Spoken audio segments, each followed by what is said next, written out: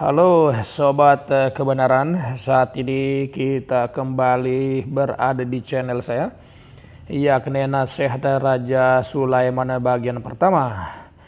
Jadi saat ini kita akan banyak diberi nasihat karena kita memang butuh nasihat. Kalau misalnya kita dinasihati berarti kita disayang oleh yang memberi nasihat. Karena itu terima kasih kepada mereka yang sudah subscribe. Tuhan memberkati dan saya sangat gembira karena itu. Baik saudara-saudara, Amsal 8 ayat 7 mengatakan, karena lidahku mengatakan kebenaran dan kefasikan adalah kekejian bagi bibirku. Ini adalah satu perkataan raja yang bijaksana, Raja Sulaiman. Ia mengatakan bahwa lidahnya itu mengatakan kebenaran dan kefasikan itu kekejian baginya. Oke. Sudah ada satu cerita bahwa ada seorang raja memiliki dua hamba yang bernama A dan yang bernama satunya B. Dan si A disuruh untuk mencari menggambar sesuatu yang terbaik oleh raja, dan si B disuruh juga oleh raja mencari yang terburuk. Dan pada akhirnya dalam beberapa hari kemudian mereka datang untuk membawa hasil penelitian mereka, dan si A datang dan menyampaikan kepada raja bahwa inilah yang terbaik di seluruh dunia ya tuanku raja. Apa yang dilihat saudara-saudara, yang dibawa dilihat oleh raja ternyata gambar sebuah lidah. Kemudian si B juga menunjukkan kepada raja apa yang telah dicari selama ini, diteliti, dan ternyata yang paling buruk juga diberikan kepada raja dan ditunjukkan bahwa apa itu juga sama gambar lidah saudara-saudara.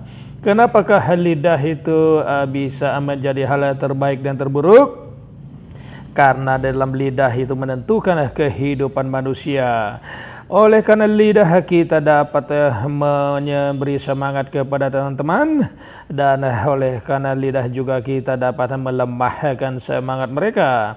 Dengan lidah kita memuji Tuhan, dan dengan lidah juga kita mengutuki sesama. Oke. Saudara-saudara, itulah satu contoh kecil saja, dan dalam Amsal 10:20 dikatakan, lidah orang benar seperti perak pilihan, tetapi pikiran orang fasik sedikit nilainya.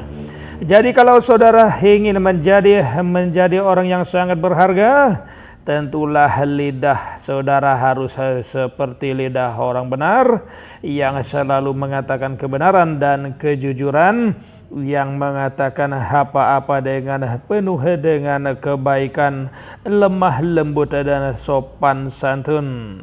Orang bola mengudo mengatakan bahasaan. Jadi kalau kita tahu berbahasa, maka kita adalah emas. Jadi dari perkataan kitalah kita dapat dinilai apakah kita emas ataukah kita jerami yang tidak ada artinya. Jadi lidahlah yang menentukan saudara itu siapa. Karena itu pergunakanlah dengan sebaik-baiknya lidah itu. Amsal 12 ayat 19 mengatakan, bibir yang mengatakan kebenaran tetap untuk selama-lamanya, tetapi lidah dusta hanya untuk sekejap mata. Berarti bibir yang betul-betul mengucapkan hal-hal yang benar dan baik akan ada dan bersifat kekal. Tetapi lidah yang penuh dusta dan bolak-balik, putar-putar ke sana kemari, atau disebut sebagai lidah yang tidak ada kebenarannya, maka itu tidak akan kekal. Bahkan dikatakan hanya sekejap mata. Karena itu saudara, berarti lidah sangat menentukan tentang kehidupan kita. Panjang atau pendek, kekal atau sementara sifatnya.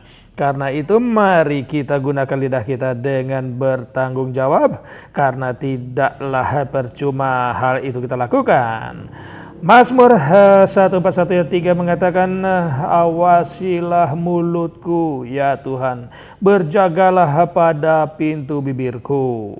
Seorang raja, Daud juga adalah orang yang bijaksana, dan tentu ia belajar banyak tentang manfaat lidah di dalam tugasnya sebagai seorang raja. sehingga hamba Mazmur tidak dapat mengendalikan lidahnya sendiri. Ia membutuhkan pertolongan Tuhan dalam rangka untuk menjaga mengawasi lidahnya. Saudara-saudara, kita butuh Tuhan untuk menolong kita mengendalikan lidah kita. Nah, karena itu banyaklah belajar tentang firman Tuhan yang penuh dengan nasihat, agar supaya setiap perkataan kita penuh dengan nasihat yang baik. Oke, saudara-saudara, Yakobus 3:6 mengatakan lidah pun adalah api. Ia merupakan suatu dunia kejahatan dan mengambil tempat di antara anggota-anggota tubuh kita sebagai sesuatu yang dapat menodai seluruh tubuh kita, yang menyalakan roda kehidupan kita, sedangkan ia dinyalakan oleh api neraka. Luar biasa, saudara-saudara. Amsal pasal 17:28 mengatakan, juga orang bodoh akan disangka bijak jikalau ia berdiam diri, dan disangka berpengertian kalau ia mengatupkan mulutnya. Jadi saudara, ternyata sedikit bicara itu adalah emas, dan banyak bicara adalah juram yang kering. Karena itu, saudara-saudara, setiap perkataan yang kita ucapkan di tengah-tengah dunia ini nampaknya bebas-bebas saja, tetapi sebenarnya kita berada dalam dua situasi yang seperti langit dan bumi, yakni jika kita mampu untuk mengendalikan lidah kita, memperkatakan setiap hal dengan kebenaran yang baik, maka tentu itu berkaitan dengan kemuliaan Tuhan. Tetapi jika kita salah menggunakan lidah, kita adalah bodoh. Demikian saudara-saudara.